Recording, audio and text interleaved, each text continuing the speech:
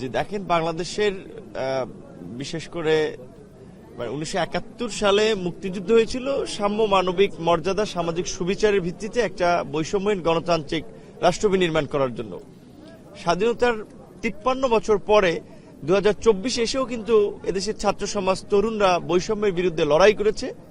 দুঃখজনক যে সেই লড়াই করতে গিয়ে তারা নির্মম নিষ্ঠুরভাবে প্রাণ দিয়েছে, আত্মত্যাগ করেছে, এবং এইরকম একটা ফ্যাসিস্ট সরকার আমাদের ঘাড়ে চেপে বসেছিল যে যারা ক্ষমতায় থাকার জন্য শিক্ষার্থীদের উপরে গুলি চালাতেও দ্বিধাবোধ করে নাই।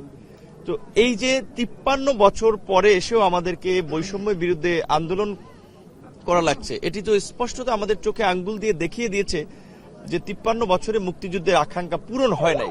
রাজনীতিবিদরা মুক্তিযুদ্ধের আকাঙ্ক্ষা পূরণে জনগণের সঙ্গে প্রতারণা করেছে, তারা ব্যর্থ হয়েছে, যার ফলেই কিন্তু আজকে নতুন প্রজন্ম বা তরুণরা নেতৃত্বে এসেছে।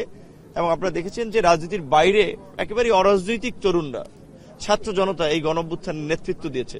তো এই তরুণ এবং জনতার প্রতি আমাদের আহ্বান থাকবে যে আমরা আর প্রতারিত হতে চাই না। আজকে জনগণের যে আকাঙ্ক্ষা নতুন বাংলাদেশ বিনির্মাণ করার জন্য, রাষ্ট্র সংস্কারের জন্য, তার জন্য যে কত দিন লাগে, যে কয় মাস লাগে, যে কয় বছর লাগে, আমরা সে পর্যন্ত ধৈর্য ধরতে চাই। এই সরকার আমাদের অনেক প্রত্যাশার সরকার, এই সরকার অনেক ত্যাগ এবং সংগ্রামের মধ্য দিয়ে গঠিত হয়েছে। কাজেই এই সরকারকে সফল করার জন্য রাজনৈতিক দল, সাধারণ মানুষ এবং বিশেষ করে তরুণদেরকে ভূমিকা রাখতে হবে। 71-এ 90-এ তরুণরা ভূমিকা রেখেছিল, কিন্তু তরুণরা তাদের স্বপ্নের বাংলাদেশ পায় নাই। এইবার এজন্য তরুণরা সরকারে আছে, আগামী রাজনীতিতে আশা করি নেতৃত্ব দেবে এবং মুক্তিযুদ্ধের আকাঙ্ক্ষায় তারা আগামী রাষ্ট্রকে গড়ে তুলবে।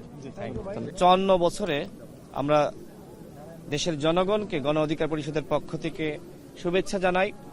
আমরা দেখেছি যে গত 53 বছরে বাংলাদেশের জনগণের যে প্রত্যাশা ছিল, সেই কাঙ্ক্ষিত বাংলাদেশ প্রতিষ্ঠা করা সম্ভবপর হয়নি।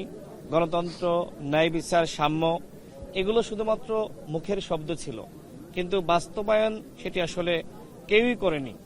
এইবার গণ অভ্যুত্থান হয়েছে এবং গণ অভ্যুত্থানের পরে যে নতুন বাংলাদেশ, সেই নতুন বাংলাদেশে আমরা নতুনভাবে এই বিজয় উদযাপন করছি।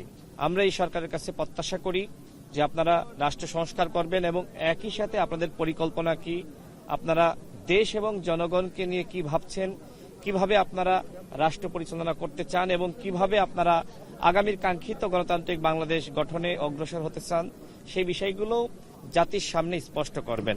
আমরা মনে করি যে সরকার রাজনৈতিক দলগুলোর সাথে যে দূরত্ব তৈরি হয়েছিল, ইতিমধ্যে জাতীয় সংলাপ এবং আজকে সকল দলকে সাথে নিয়ে বিজয় উদযাপন, এটি আসলে সরকারের ইতিবাচক দিক। সরকার যদি দলগুলোর সাথে দূরত্ব কমিয়ে আগামীতে অগ্রসর হতে পারে, তাহলে কিন্তু রাষ্ট্র সংস্কার ত্বরান্বিত হবে এবং জনগণের যে স্বপ্ন সেটি বাস্তবায়িত হবে।